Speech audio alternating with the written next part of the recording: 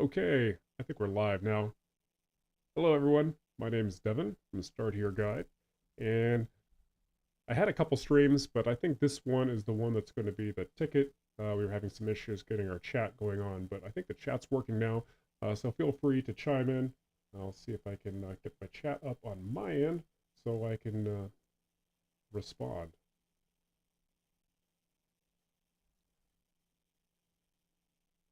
All right, come on, where's my streaming page here? Okay, it looks like I do have some chat going on. Hello, world. Feel free to ask questions. All right, so I was just talking. So let me back up here. So at 10:08 this morning, there was an earthquake in the San Diego County area. Specifically, it happened just south of Julian, which is a town sort of on the east end of San Diego, and about 12 miles to the east of Ramona.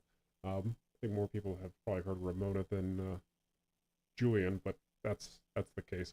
And my wife always overreacts to these things because she survived the 1994 Northridge earthquake, a little bit traumatized. So it's a big deal when you're having earthquakes, a little bit panicky. But let's talk about what happened. Should we be worried? Uh, is California going to break off into the ocean? All that good stuff. All right, so let me zoom out a little bit here and talk about where this earthquake happened in the bigger grand scheme of things. Hey, let's back all the way up. So this is the Pacific Plate here. So the Pacific Plate is shifting against all these other plates, and the edge of this particular plate happens to be running right through the middle of California. And that's where, close to where this particular earthquake happened. So you have different ways that the plates are moving against each other. One of the things that can happen is one plate goes underneath another plate, and then the plate that goes underground gets all hot, and then stuff pops out, causing earthquakes and volcanoes. But this particular one, it's moving past each other like this. And I think this is also where people have theorized that California is going to break off in the ocean. But so it'd just be this part of California that breaks off into the ocean. But then you'll also have beachfront property along here, but probably not any good waves because you'll have a giant island right here. Kind of like how it is with the Gulf of California here. So let's zoom in a little bit more specifically to this particular earthquake that happened, and I'll talk about some of the initial reports. So initially, it was reported that it was a 6.7, then quickly downgraded to a 6, and now it is at a 5.2. It was felt very widely. I think it all the way from TJ all the way up to all throughout Los Angeles, and I think even as far north as Bakersfield and Visalia. So definitely a strong shake. On my end, I was actually in the shower, and I knew it was garbage day, and I felt a big rumble. I'm like, what the hell is the garbage truck doing? Then I thought, oh, the dog's running around like crazy. And then I realized, oh, the whole house is shaking. Maybe it's an earthquake. Sure enough. And the thing about when things start shaking, you don't know how bad it's going to get. So there's initially like a rumble, and you're like, is the rumble going to continue? Is it going to subside? Is it going to get bigger? So all those things run through your head within those first few seconds of an earthquake. So let me click on this here. I can open this up in another window too, because this is the USGS website. This is the primary source of earthquake information that everybody should go to when they want to know more about what's going on when the ground starts shaking. So this particular earthquake was in the green, which means there's no casualties. It's pretty safe. So 5. So 5's, you're going to feel it. Some stuff might fall off the shelves, but you're not getting a whole lot of damage. And it goes up. 6, you're actually going to get damaged. People are going to die. 7's really bad. 8's like almost unheard of, but is really bad when you get an 8. 9, that's like once in 100 years somewhere. And a 10, that's like a once in a thousand year thing. That's just very general, so don't quote me on it. Uh, let's go ahead and take a look at this map. So this is the shake map, so you can sort of see who felt it and where. So here was the earthquake, all the way down San Diego. Looks like through parts of Mexico, as far east as Yuma, and all the way up here. Remember that big earthquake we had a couple years ago in Ridgecrest? That was a big one. Let me look that one up. The Ridgecrest earthquake, 2019, or I don't know what year it was. Let's just check. So the 2019, how big was that one? Oh yeah, this was that 7.1. So that was pretty big. And so this Ridgecrest, they also felt some of this quake, but hopefully not as bad as that 7.1 they felt back in 2019. So again, this red area, this is where the San Andreas Fault is. This is where California would break off in the ocean if that would ever happen. And then, so sort of outside, we had this here, and let's sort of talk about the timing of the events that happen. So let me sort of zoom in here, and I've gone through this a couple times now, and I can sort of speak to when this stuff happened. So right now it's 11:45. This was the last aftershock that happened, which was at 11:23, so about 22 minutes ago.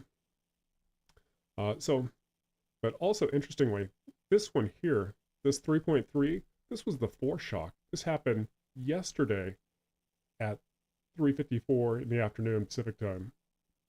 And then not within less than 24 hours later, we're getting this big one here, this 5.2.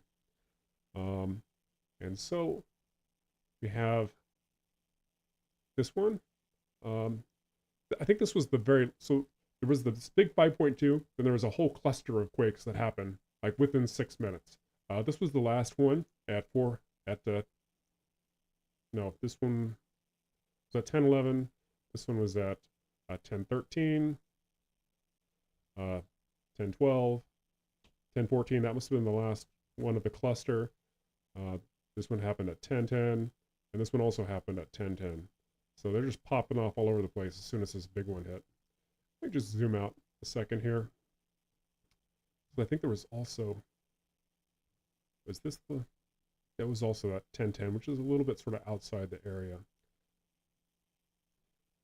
And then I'll just back up a little bit here so you can sort of, okay, so there's other one. This one happened at 10:12. So this is also part of that cluster, but was way far away. And that's the San Andreas Fault right here. Or is this the San Andreas Fault? Oh. But definitely some fault zones here. That's the San Jacinto fault zone. Let's see if we can identify the fault that this occurred on. See, if I zoom in too much here, I can't see the fault line. Okay, here we go. What is this one here? This is the Elsinore fault zone. So I think there's a lake called Lake Elsinore. And so this is the Julian section of the Elsinore fault zone. Let me just see if we can find this. Elsinore fault. What does Wikipedia have to say about it? Okay, the Elsinore fault zone is a large right lateral strike slip geological fault structure in the Southern California. The fault is part of a trilateral split of the San Andreas fault system and is one of the largest, though quietest, faults in Southern California. And speaking of that quietness, I found it rather odd that we had all of these quakes right within like 6 minutes, and then we didn't have another one for over an hour, which was this last 3.9, which happened an hour and, doing some quick math, 1 hour and 15 minutes after the initial earthquake.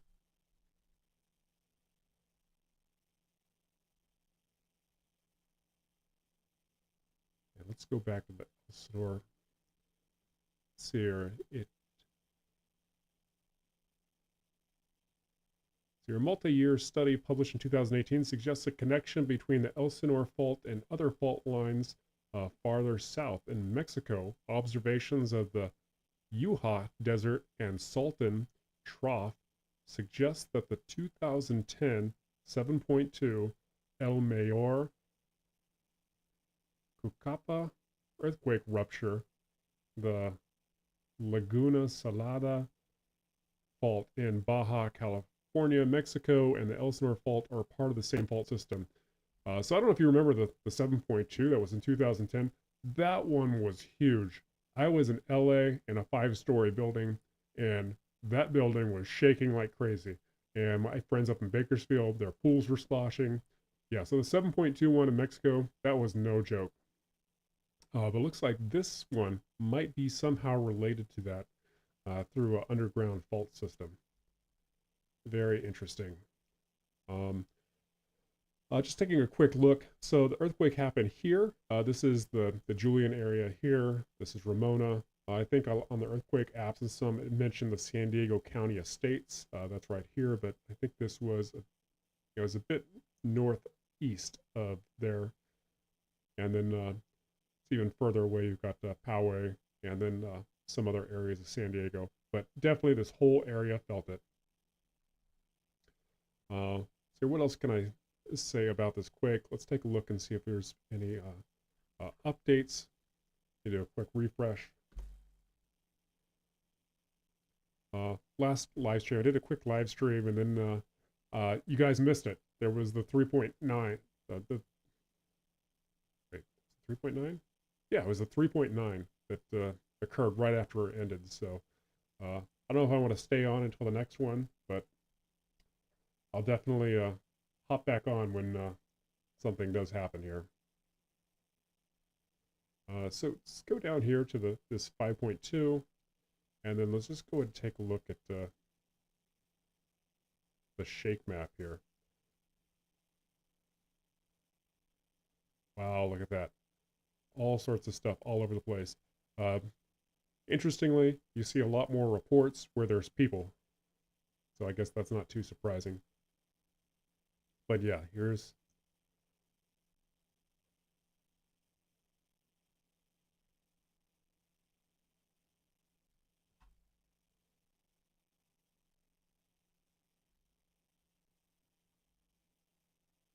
well, I think that's about the extent of my knowledge on this subject, but yeah, definitely there is an increased risk of earthquakes over the next week. Let's see if there's maybe a aftershock forecast. So there's two types of shocks. There's the aftershocks and there's a foreshock. So foreshock means that there's a bigger one coming up. So let's take a look at the commentary and see if there was a risk that this was a foreshock, which meaning this would be the subsequent quake would be a bigger quake than the initial shake. According to the forecast, there is a 7% chance of one or more aftershocks that are larger than magnitude 5, which can be damaging within the next week. So looks like we have an elevated risk of 7% over the next week. So hopefully that doesn't come to fruition, but we'll see what happens. Anyway, stay safe out there. Hopefully all of your stuff is earthquake secured, and be safe. All right. Have a great Monday, everyone, and I'll see you on the next one. Cheers.